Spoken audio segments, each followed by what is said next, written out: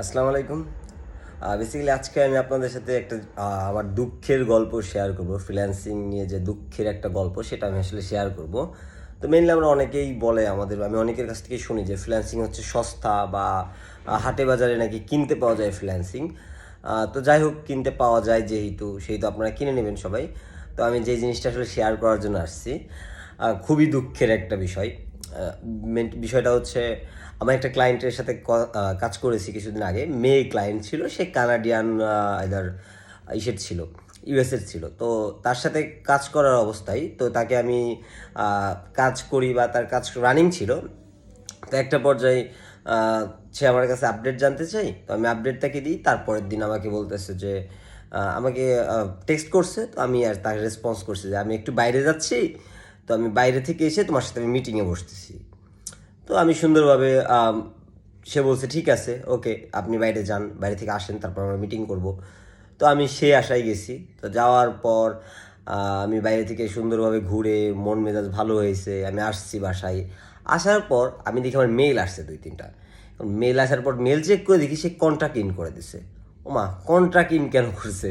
তো contract in করছে, সুন্দরভাবে যা দেখি যে আমার 1 স্টার মেরা দিছে। একদম 1 স্টার দিছে। 1 স্টার লিখছে যে সে শিডিউল মিস করছে, তার সাথে আমার শিডিউল ছিল, সে শিডিউল মিস করছে।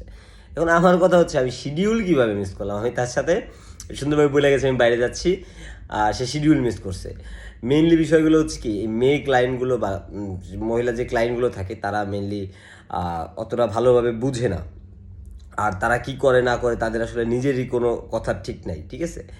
তো এইরকম বিষয় আসলে আর কি থাকে। তো এই যে 1 স্টারটা খাইলাম, তো এই 1 স্টারটা আসলে আমি প্রস্তুত ছিলাম না যে 1 স্টারটা আমি খাবো। তো এরকম অনেক সময় দেখা যায় যে অনেক ক্লায়েন্ট 1 স্টার দিয়ে চলে যাচ্ছে, না বুঝেই চলে যাচ্ছে, আর কাজ শেষ হয় নাই, আমার সাথে কথা ভালো মতো হয় নাই, সে 1 স্টার দিয়ে চলে যাচ্ছে। তো এই যে 1 স্টার বা এগুলো একটা ফ্রিল্যান্সারের জন্য অনেক, মানে একটা ঝামেলার বিষয়। এই 1 স্টার খাইলে কাজ পাওয়া না পাওয়াতে অনেক টাফ হয়ে যায়। তো অনেক স্ট্রাগল করতে হয় পরবর্তীতে এই 1 স্টারটা কাটায় উঠতে। তো দেখা যায় অনেক সময় ক্লায়েন্ট ভোর 4টা 15-তে বা 4টা 5টায় কল দেয়। তো এই যে যদি আমি কল রিসিভ না করি বা যদি আমি তাদের রেসপন্স না করি, তারা কন্ট্যাক্ট ইন করে 1 স্টার মেরে চলে যায়। তো এই যে কালকেই দেখা যাচ্ছে আমার 4টা 15-তে একটা ক্লায়েন্ট আমাকে কল দিছে, আমাকে হোয়াটসঅ্যাপে কল দিছে। তো আমি শুয়েছিলাম, আমি শুয়ে বিছানায় শুয়ে ভিডিও কলে কথা বলতেছিলাম তার সাথে। আমি বললাম যে আমি বেডে আছি শুয়ে, তুমি আমার সাথে এইভাবেই কথা বলো। ঠিক আছে, সে মেনে গেছে। এখন আমি যদি তার সাথে কথা না বলতাম, তাহলে সে কী করতো, কন্ট্যাক্টটা ইন করে একটা 1 স্টার মেরে দিত। অযথা একটা 1 স্টার খাইতাম, তাই না? তো এই যে বিষয়গুলো থাকে, তো এইগুলো তো আসলে আপনাদের যে জব সেক্টর বা আছে যেগুলো আছে সেখানে এগুলো পোয়াইতে হয় না। একটা 1 স্টার মানে আমাদের ফ্রিল্যান্সারদের জন্য অনেক কিছু। তো অনেকে আমাদের বলেন, আমি অনেকেই শুনি যে ফ্রিল্যান্সিং তো হাটে বাজারে কিনতে পাওয়া যায়, সবাই এখন ফ্রিল্যান্সিং করে, সবাই কোর্স করাচ্ছে ফ্রিল্যান্সিং। তো আসলে ফ্রিল্যান্সিং এতটাও ইজি না আপনি যতটা ইজি মনে করেন, বা যতটা ইজি আপনার কাছে মনে হয়। আপনাকে কাজ জানতে হবে, আপনাকে ক্লায়েন্ট হ্যান্ডেল করা জানতে হবে, তারপর আপনি ফ্রিল্যান্সিংয়ে ভালো করবেন না করবেন সেটা আলাদা বিষয়। কাজ পাওয়ার একটা বিষয় থাকে। তো সব মিলায়া মনে হয় না যে এত ইজি। তো যদি হার্ড ওয়ার্ক করা যায় অবভিয়াসলি ইজি।